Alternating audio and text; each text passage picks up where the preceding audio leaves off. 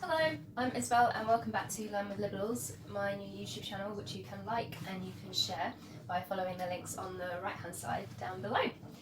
So this week I'm going to be doing a citrus posset and the citrus is going to be mostly made with lime and it's going to be with summer berries. And the idea for this came from one of my friends, Claire. She loves lime and she loves summer berries, and I also wanted to do something with soya, so we're going to do something for people that have like dairy allergies, or they're intolerant, or they just don't really like milk maybe that much. So this time I'm going to set the posset with a bit of Agar Agar. I'm going to be also doing another quite short video on how you can use Agar quite easily too, so I won't really go into that this time. So yeah, this video is dedicated to the idea from Claire, who is the UK press officer for a music company called Nuclear Blast, so big shout out to her and them in these difficult times. And here we have 250 of the soya cream mixed with 40ml of the soya milk. I use this one from Morrison's, and then this is the UHT cream I get, and I got that from Classic Fresh Foods. Yum! And then this is my vanilla etc. vanilla that I use. They released this last year I think, so I waited ages to get this because I was really excited about incorporating it into the baking. So I used 10ml of this, and then I mixed that with the cream and the milk. I've got 100 grams of golden caster sugar, which I mix with the zest of 1 lime and the zest of 1 lemon. And then I've got 40ml of lemon juice, which I then mix with 60ml of lime juice, and I mix that together, and then I leave it on the side ready to add into the soya milk at the end. And then I've got just under a gram of agar. Agar.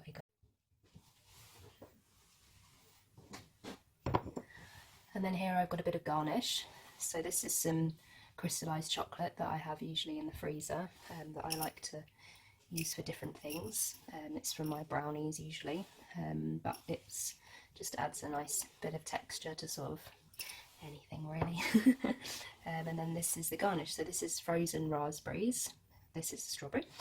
These are some bits of mint, and then this is a very small picked bit of mint that is quite pretty that I thought would look quite nice on the dessert to finish it. And then these are a few different dishes and glasses, sort of set things that I have at home, and you can sort of get a combination of things, or you can get 4 all the same that you think might look nice to set your dessert in. So the idea is that we're going to put a layer at the base and then we're going to top it up. So I've got these quite cute little glasses here, which I've got on my line tray because that's going to stop anything from moving when I pick it up, so that's giving me a helping hand there. This is a little kind of compote that I'm going to put in the base of the glasses that will set at the bottom. So the first stage is that I'm going to get my compote and I'm going to take out the bits of fruit without getting a lot of the liquid, and I'm just going to transfer it into the glasses. So you just want to make sure that you're going to get more or less the same layer in the base so that they're even. And then next, I'm going to take my cream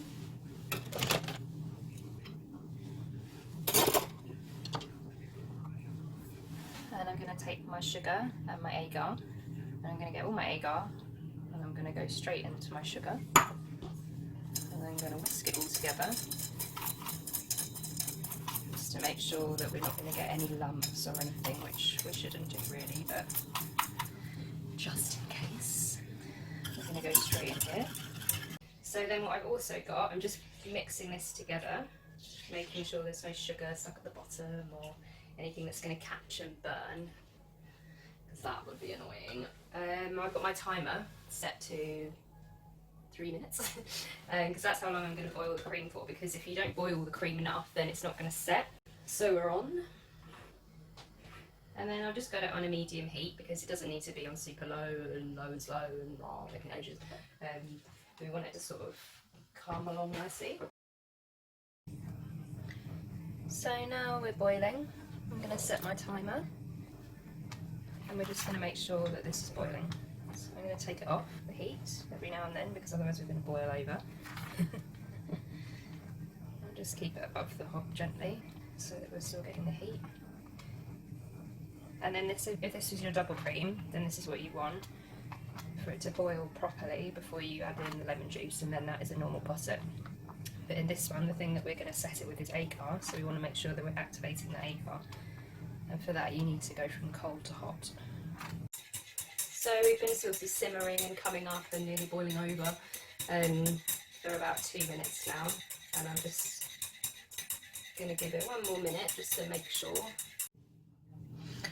Okay, so we boiled that for probably 2 to 3 minutes very well, and it's got much thicker, so you would have reduced a lot of the liquid through that, and our agar should be nice and activated. So then I'm going to go with the lemon and lime juice here, and we're just going to put all of it in.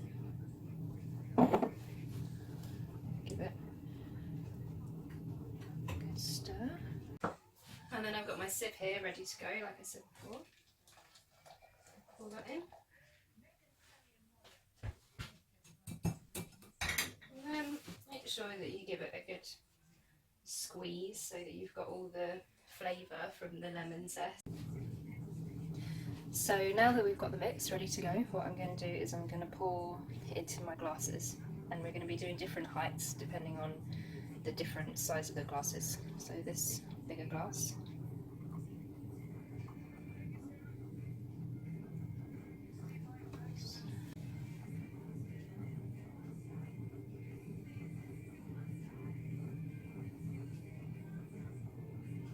so I'm going to go a bit higher, but we want to leave a bit of the gap because we're going to put some garnish on top of there. Usually you would serve it with biscuits, like chocolate biscuits or something, but I'm going to put some fresh fruit and some chocolate crunch because I've got quite a bit of that to use up, and it's my favourite.